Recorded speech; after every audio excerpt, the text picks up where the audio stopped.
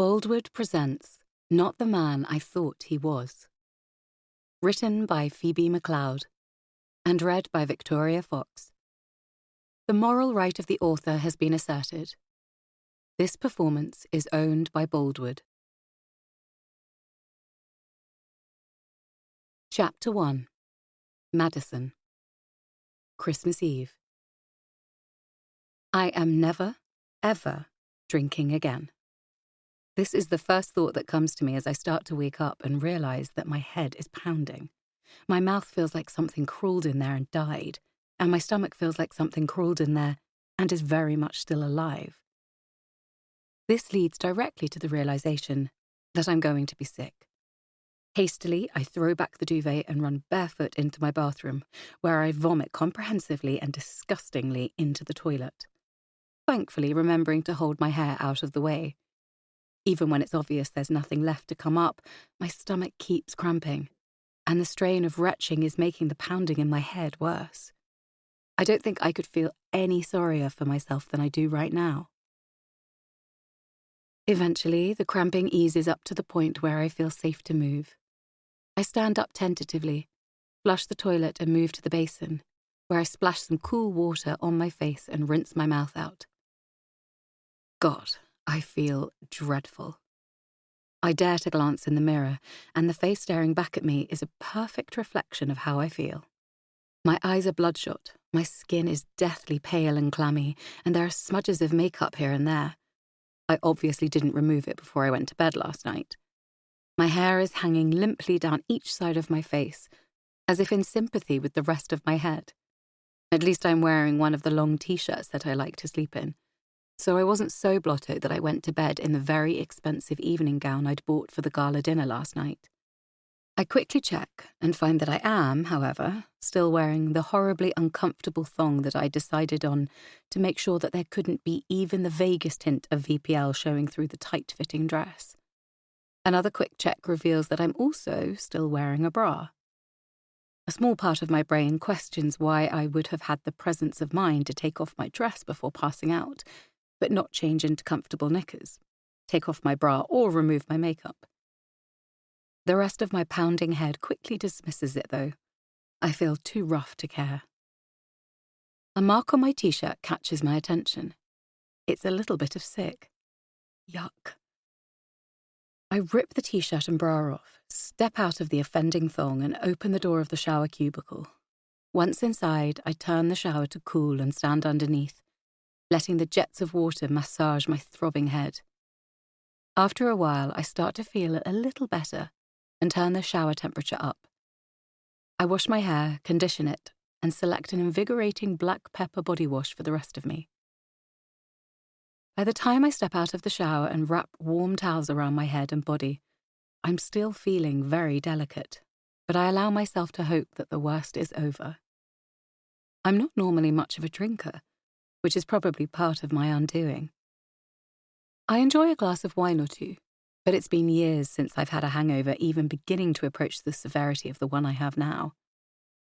There had been a lot to celebrate, though, and, from the way I feel now, I evidently hadn't held back. Yesterday evening was the annual gala dinner, hosted by Voyage Luxe, a luxury travel magazine for which I do a lot of writing. I'm a freelance journalist, specialising in travel, so I spend a lot of time reviewing hotels, experiences, and so on. As well as Voyage Luxe, I also write for a couple of airline in-flight magazines and have a regular column in a Sunday supplement, so I'm lucky enough to make a decent living. Many people equate my job with being paid to go on holiday, but the reality is that it's hard graft, and I probably spend more time pitching for work or writing up in my flat than I do actually travelling. The Voyage Luxe Gala dinner is one of the highlights of my year. Their head office is in Tunbridge Wells, where I live, so it's always held in an upmarket hotel in the area. They negotiate discounted room rates for anyone who wants to stay over, but to date the venue's always been close enough that it's been cheaper for me to get a taxi home. When you've stayed in as many hotels as I have, it doesn't matter how upmarket they are. I'd still rather be at home, in my own bed. Last night's dinner was at the Hotel Royal, a spa hotel with a golf course around 10 miles from the town. It was a beautiful, crisp winter's evening when the taxi dropped me off, and I was looking forward to a fun evening. It's always a black tie event, so everyone looked very smart as I walked into the bar. There were waiters circulating with glasses of champagne and canapés on trays, and a happy buzz of conversation, punctuated by the occasional loud laugh.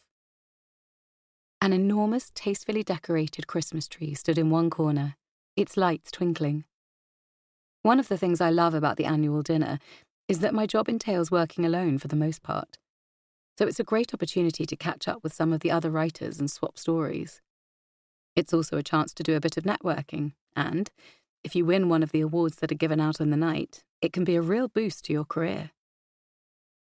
I quickly found myself ensconced in a group of fellow writers, gossiping happily about our time on the road, and this, along with a couple of glasses of champagne, had passed the time very happily until dinner was called. The main function room was arranged in typical corporate style, with lots of numbered round tables and seating plans displayed on easels as we walked in, so we could work out where we were sitting. I was glad to see that my friend Toby was sitting to the right of me, but I felt a pang of disappointment when I saw that I had Peter Smallbone, a failed writer who somehow found his way into editing, on my left. Peter feels strongly that his lack of success as a writer is nothing to do with the fact that his columns were achingly dull. I know, I've read some of them. But all because he simply wasn't in the right place at the right time. Any writer who is even moderately successful, when cornered by Peter, is treated to the same tedious monologue about how he could have made it if fate had dealt him a different hand. For some reason, he particularly hates me, and even tried to get me dropped as a writer a while ago. Last night was no different. As soon as I sat down, remarked to Toby that he looked very smart and poured myself a glass of water from the bottle on the table, Peter had started up his nasal whine. "Hello, Madison. You're looking very pretty this evening," he began innocuously enough. "Thanks, Peter. You're looking good yourself," I replied, hoping that the conversation might actually take a civil track for once. "It's been a good year for you, hasn't it?" he continued. "The double-handed stuff you've been doing with Toby has gone down extremely well. Of course, I had a plan to do exactly that back when I was writing, but no editor was prepared to listen to me. I suppose," and here he looked me up and down disdainfully, "you being so glamorous helps you to get editors to listen to your ideas, doesn't it? A flutter of the eyelashes here, a winning smile there. Who was going to listen to me, eh?" I opened my mouth to contradict him and tell him that he was being unprofessional, but I could see it was pointless. He was winding himself up into his usual tirade, and without thinking, I reached for the bottle of white wine and poured myself a generous glass. I was desperate for him to finish, so I could turn the other way and talk to Toby, but Peter had snared himself, his favourite captive audience, and wasn't going to let go easily. I steeled myself for a long and painful dinner. By the time the desserts were being cleared away and the waiters were coming round with coffee, I'd made quite a dent in the bottle of white wine and was feeling slightly woozy. Peter seemed to be running out of steam, so I took the opportunity to break away from him and escape to the ladies. I remember feeling slightly unsteady in my heels as I tottered in the direction of the bathrooms, and giving myself a stern warning to slow down and drink more water when I got back to the table. Thankfully, when I got back, Peter was talking to the woman on his left, so I was able to chat to Toby. We'd barely got beyond the usual pleasantries before the waiters started circulating and putting glasses of champagne in front of each guest. As soon as they were done, a hush had fallen over the room, and Voyage Luxe CEO Oliver Phillips took to the stage. On a table behind him was a row of acrylic award plaques, jokingly referred to as tombstones, waiting to be handed out to their lucky winners. He started, as he always does, with a 20-minute ramble about the state of the travel industry, the success of the magazine, how customer expectations were becoming more exacting, and how he thought the travel industry should plan to respond to that in the year ahead. There was polite applause at various points and a couple of shouts of "Hear, hear" from some of the travel company CEOs in the room. But most of us, me included, were willing him to get on with it so we could get to the awards. You're supposed to say, in any line of work, that awards don't matter and that you do the work because you love it. However, travel writing is a fiercely competitive industry, especially if you're freelance. So an award from a company as prestigious as Voyage Luxe really helps you to stand out from the crowd. In fact, had I not won the Best Newcomer award at the start of my career, I doubt very much that I would have enjoyed the success I have. They're that influential. At last, Oliver wrapped up his speech and the award ceremony got underway. As each award was handed out, the recipient walked up to receive it, accompanied by polite applause, and they made a short acceptance speech before returning to their seat as the rest of us drank a toast to them. I wasn't expecting anything this year, so I sat back and enjoyed watching the flush of excitement from each winner, raising my glass and clapping along with everyone else. Madison Morgan and Toby Roberts. Oliver's announcement caught me completely by surprise, and I turned to Toby with a blank expression. Most innovative content, Toby hissed in my ear as we'd got to our feet and started to make our way to the front of the room. I have no idea what I said. I garbled some thanks, I think, and Toby said some words about how much he'd enjoyed working with me, and then we fled back to the table, clutching the tombstone awkwardly between us. I remember Peter looking absolutely apoplectic, and I think we had a bit of a row. I remember deciding that I wasn't going to let his jealousy bring me down, draining my glass of champagne and heading to the bar to buy a bottle so Toby and I could celebrate properly. After that, unsurprisingly, it all got a bit hazy. I apply some moisturiser to my face before padding out of the bathroom and back into my bedroom, and that's when I spot an unfamiliar lump under the duvet. With mounting horror, I realise what it is. There's someone else in my bed. Oh no. Please tell me I didn't proposition someone last night. I know I was drunk, but surely not drunk enough to break the golden rule. From the moment I picked up the keys to my flat, I've had a rule that no man stays the night. I'm not anti-men at all. I like men a lot, and have had my fair share of boyfriends over the years. It's just that this flat is my sanctuary, a place that's just for me, and having a man stay over feels like an invasion of my space. I've stayed over with boyfriends, and that's fine. I just don't want them here. And inviting someone back when I've just met them? That's not something I would ever do. What on earth could have got into me? As I'm staring in horror at the bed, the shape under the duvet stretches, yawns loudly, and sits up. A very familiar face stares at me, blinking the sleep away. What the bloody hell are you doing here, Toby? I ask. Chapter 2. 11 months previously, January. I don't often visit the offices of my clients. Most of my work is done remotely, either by email or phone. So the summons to the Voyage Luxe office I received a week ago is unusual. As I have no idea what the meeting is about, I wasn't sure how to dress. In the end, I went for a professional look. A dark, knee-length skirt with matching jacket, a white, wide-collared shirt, black court shoes, and muted lipstick. Better to be overdressed than underdressed, I reckon. I announce myself to the receptionist and take a seat in the waiting area. It's quiet today, just me and another man. I nod a hello to him as I take a seat, and he nods back. I guess him to be around the same age as me, possibly slightly older. He's dressed in a pink floral shirt and dark blue turned-up jeans, with highly polished brown brogues. Everything about him looks fastidious, from his beautifully ironed clothes to his perfectly manicured, close-cut light brown hair. For some reason, my gaydar goes into high alert. I don't know what it is about him, but he's definitely giving off a gay vibe. Not flamboyant or effeminate, but the sort of guy who lives quietly with his boyfriend or husband, to whom he's absolutely devoted. His skin looks soft, like he moisturizes it, and he's clean-shaven without even a hint of stubble. I divert my attention from him and glance around the lobby.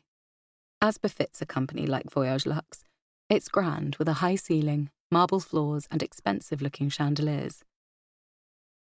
The chandeliers have always bothered me. They're immaculately clean, but are high enough that they'd be difficult to reach even with a stepladder. I can't help wondering how they dust them, or stop spiders building elaborate cobwebs across them. At the back of the lobby are the security gates leading into the actual offices. I've never been any further than the lobby and the visitor meeting rooms, so I've never seen the workspace. I imagine it's less grandiose, though, probably the usual arrangement of cluttered desks, computer monitors covered in post-it notes, and whiteboards with the hieroglyphic remains of badly rubbed-out brainstorming sessions that seem to adorn most offices, if the dramas I've watched on TV are anything to go by. Madison! My reverie is interrupted by Mark Stevens, the commissioning editor of Voyage Luxe, striding across the lobby towards me. Under one arm, he's clutching a laptop and notepad, and the other is already outstretched. I get up to greet him. So good of you to come in, particularly at such short notice, he says as he reaches us and shakes both our hands. Toby, good to see you too. Robin asked me to apologise to you. She's running a little late. Do you two know each other, by the way? The man called Toby is also on his feet, and I can't help noticing that he's a good couple of inches shorter than me. I know I'm quite tall for a woman, at 5 feet 9 inches, but he is most kindly described as compact. Our blank looks must give us away. Madison is one of our freelance writers. You might know her by her pen name, Lucy Swan, and Toby is an extremely talented photographer that we use when we can afford him. Mark continues with a wink. Are you Toby Roberts? Oh my goodness, I love your work, I exclaim, and he smiles. Mark isn't bluffing when he says Toby is talented. Whether it's bikini-clad models in beach settings or romantic sunsets, his images are a big reason that the magazine looks so beautiful. When I'm snapping away on my iPhone trying to capture the essence of a place, I often find myself thinking, how would Toby Roberts frame this? It never helps, of course. I think either you have an eye for composition or you don't. My pictures, while serviceable, fall firmly into the second category. Nice to meet you, Madison, he replies, offering his hand. I was right. His skin is soft, but his handshake is warm and surprisingly firm. I always enjoy reading your articles when I can. Your descriptions are so vivid, I can often picture the scene without even looking at the pictures. That's probably for the best, I laugh. My pictures are atrocious. There's a reason why you get double-page spreads and mine are never printed bigger than passport size. Much as I hate to interrupt your little love-in, can I persuade you to join me in the meeting room over there, Madison? Mark interjects and points towards one of the meeting rooms reserved for visitors on the other side of the lobby.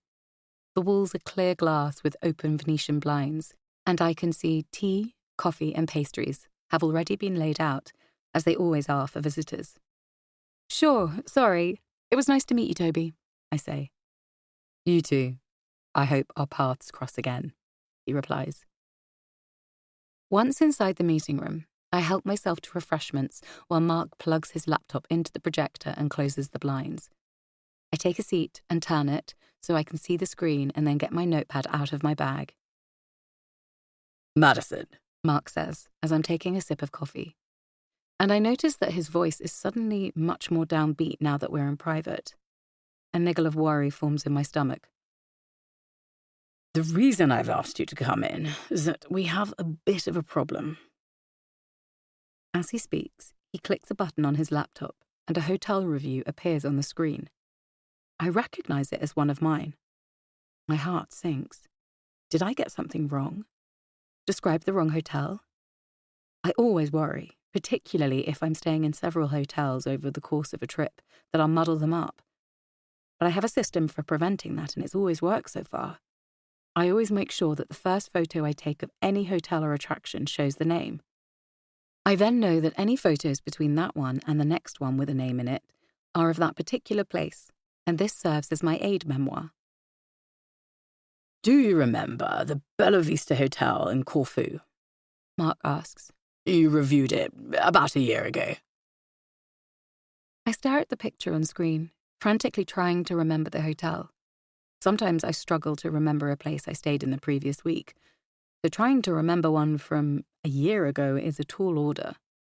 Although I always do my own research before I go, each hotel generally expects journalists to attend a famil, or familiarisation session, either on arrival or soon afterwards. This is essentially a meeting where the hotel owners, the local tourist board, and owners of local attractions present the area to you and the things they particularly want you to try. They would say that it's helping to get you up to speed, so you can write about the place as if you were a local. But of course, they carefully curate what they tell you to try to make sure you only see the good in a place. They're useful, but you also have to try to see around them to an extent and remember which famil went with which location. If you're not very careful, it can all merge into a blur very easily. I always make sure I take copious notes. Mark gives me space to collect my thoughts. He knows what it's like. He started out as a travel writer himself, before climbing the editorial ranks. I read the opening text of the review, and a few memories start to surface. Vaguely, I say eventually. I think it was a 4-star all-inclusive boutique hotel, wasn't it? On the cusp of opening, adults only. Is that right? That's the one. Tell me about the trip. Fairly standard from what I can remember, I say after racking my brains some more. Usual famil when we got there, nice big rooms with balconies.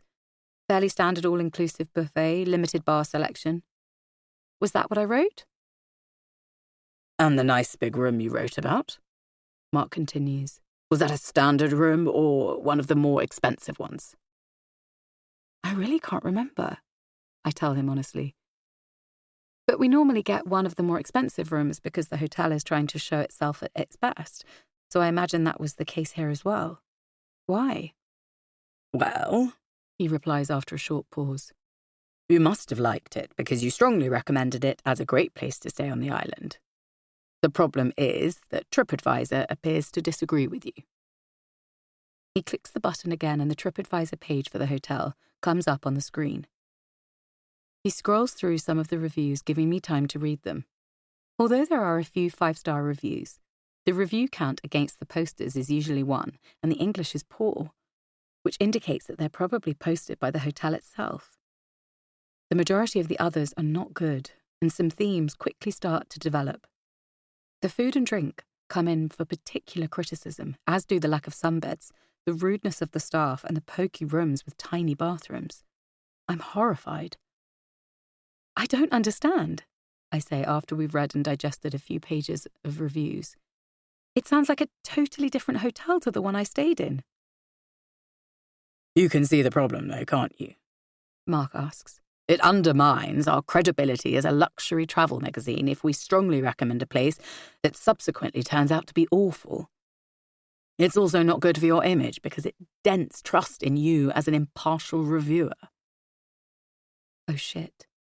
This is much worse than I thought. He's going to let me go. He's trying to build up to it gently, but that is definitely where this is heading. I'm in big, big trouble. If he lets me go, word will quickly get out that Voyage Luxe has dropped me, and it won't be long before my other work dries up too. This is the worst part of being a freelance journalist. It takes years of hard graft to climb the greasy pole to the point where you can make a decent living, but only one fuck-up to send you straight back to the bottom again. It's like a game of snakes and ladders, only without any ladders. I blink back the tears that I can feel forming. I've worked so hard to get where I am, it seems grossly unfair that a single hotel review can undo it all. I focus all my energy on maintaining my composure. I'm sorry, he continues. You know how highly I rate you as a writer, but ever since Peter Smallbone drew this to my attention, I've been put in an impossible situation. Peter drew it to his attention, did he? I bet he was positively salivating with glee at the prospect of bringing me down. Bastard. What is his problem with me anyway? No fucking way. I'm not going to take this lying down. I'm not going to let my career be wrecked by someone like Peter bloody Smallbone. My mind is whirling, desperately trying to think of a way to save this. I need something and fast. If I let Mark get to the end of what he wants to say, it'll be too late. The glimmer of an idea starts to form, and I grab it. It isn't great, but it's all I've got to work with. When you're drowning, you'll grasp at anything to keep your head above water, and this is how I feel right now.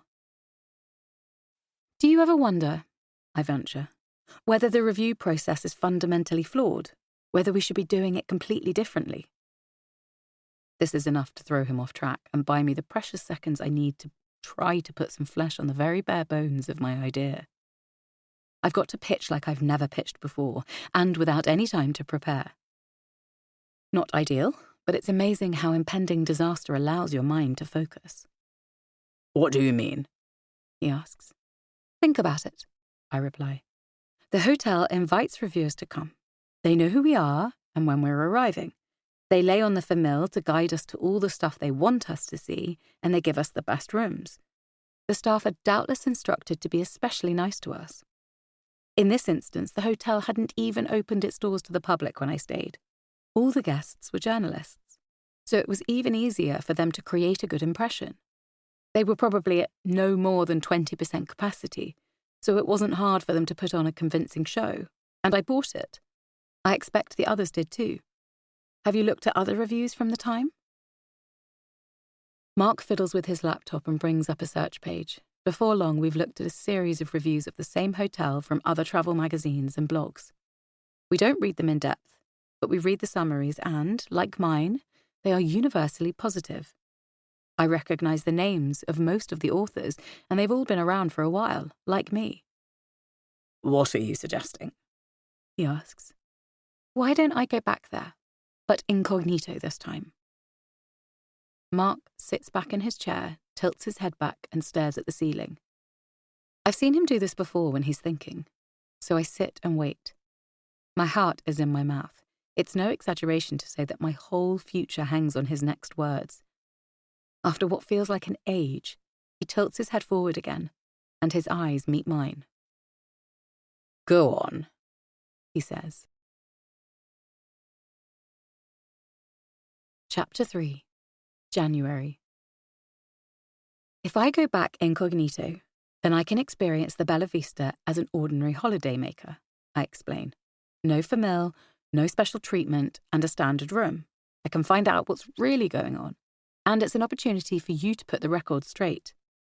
I will be upfront in the review and say that I loved the hotel when I first visited, but the TripAdvisor reviews concern me, so I decided to make a return trip to reassess. If it's still as good as I thought it was the first time, then I'll say so. We know that there are a lot of people who will write wildly critical reviews on TripAdvisor because of some inconsequential thing that nobody else would care about, and that may be the case here. However, if standards have slipped to the extent that these reviews claim, then I'll say that's what has happened. So, you submit a negative review and expect us to publish it? Mark asks. It's not really our style, is it? We're all about the idea of dream holidays. When it's cold, wet and miserable in the UK, our readers want to look at pictures of beautiful hotels, beaches, safaris or whatever, and imagine themselves in those places. Voyage Luxe is just as much about fantasy as it is about travel. Did you know that the latest consumer data shows that 29% of our subscribers have never been abroad at all? We aren't a magazine like Which, where people want to know that this product is good and that product is bad. We're more like National Geographic, but with booking information. How does your negative review of a hotel fit into that? Damn, I thought I had him, but he's slipping away again. I grit my teeth and fight on. I know, but if I don't get the opportunity to correct this, then nobody wins. Your credibility as a magazine is dented and my career is over, I tell him baldly. You know me, Mark. You've worked with me for years and you're always saying how much you like my stuff. Give me the opportunity to put this right. You don't have to make a big deal of the review if it's negative. Why not review some other hotels on the island that cater to the same market and include the Bella Vista in passing? If it's as bad as TripAdvisor would lead us to believe, it could go in as one to avoid, and I could say that it seems to have gone downhill since my first visit. If it's still good, I put it as a lucky dip choice or something like that. Okay, but how would this work in practice? He's back on the hook and I think fast to make sure I keep him there. It's basically a mystery shopper concept, I explain. The hotel knows that a journalist is coming, but, unlike our usual trips, they don't know who it is or when they're arriving. We'd need to agree what package the hotel is offering to fund in advance, of course. But I'd make the booking like a normal customer, rather than them liaising with you. They'd still want to pick and choose some experiences, I'm sure. But instead of the usual famille session, we could ask them to submit a famille pack in advance. So I have all the information without having to come face to face with them and reveal who I am. I do everything I would normally do, but under the radar. If they want, I could reveal myself and debrief the manager at the end. That way they get something out of it too. I think you're forgetting something, Mark says after another uncomfortable pause. Even if you don't announce who you are, the hotel will know that someone is coming and a young woman travelling on her own is going to stand out. They'll be on to you. Have you ever seen those YouTube videos of people landing large fish? This is starting to feel like that. Every time I try to reel him in, he thrashes and pulls away. I'm not done though. Mentally, I grasp the fishing rod and give an almighty pull. You're right, I tell him as reckless inspiration strikes. So what if I didn't go alone? What's the one thing that you've always criticised in my reviews? Your photos, Mark replies without hesitating. So, what if I took a photographer? You'd get the writing you say you like, with decent pictures to go with it. We could pretend to be a couple and wouldn't stand out at all. Too expensive, he counters. I disagree. You pay photographers by the image, don't you? So there is no extra cost there as you're still buying the images at the same rate. You pay me for the submissions. The hotel covers the cost of the stay, so the only additional cost is an extra flight. I would say that the value you'd get would far outweigh the cost. And which photographer would you take? He asks. And this is the point where my plan unravels. I rack my brains furiously to see if I can think of someone suitable. I know a couple of photographers, but not well enough that I could ask them to come and pretend to be a couple with me. The only one I can think of who might agree is Stuart, and I'd have to spend all my time trying to stop him hitting on me. I realise that my mental fishing line has snapped. Mark is swimming away scot-free, and my shoulders slump in defeat. I don't know, I say quietly. Mark tilts his head back again, and the silence stretches horribly between us. Now that I know it's over, I can't bear the waiting. Why can't he just deliver the killer blow and let me slink away? Suddenly he gets up and opens the door. Toby, would you mind joining us for a minute? He calls. In the seconds it takes Toby to cross the lobby, enter the room and sit down, my hope soars again. If Mark didn't think there was any merit in the idea I've just pitched, he wouldn't be bringing Toby into it, would he? Toby, Mark begins. How would you feel about going on an incognito trip with Madison here? I'm not sure what you mean, he replies, confusion written all over his face. Can you tell me a bit more? Madison thinks there is a problem with the way we do our hotel reviews because the hotels know who we are and when we're coming. This has caused her and us to get our fingers burned. Her proposal is therefore that she undertakes an undercover trip where the hotels don't know she's coming to get a more realistic flavour. However, if she goes alone, then she'll stand out like a sore thumb and the hotels will be onto her in a flash. So, she's proposed taking a photographer along, which is where you come in. The idea is that you travel as a couple so you blend in, but also the quality of the pictures improves because they're being taken by, no offence here, Madison, someone who knows what they're doing. Before Toby has a chance to reply, there's a knock on the door, and a woman, who I'm guessing must be Robin, sticks her head into the meeting room. Mark, she admonishes, Toby is supposed to be meeting me. I know I'm running late, but that's no excuse to kidnap him. Sorry, Robin. Can you let me keep him for just 5 minutes? I'll be as quick as I can. Robin sighs, obviously knowing that argument is futile.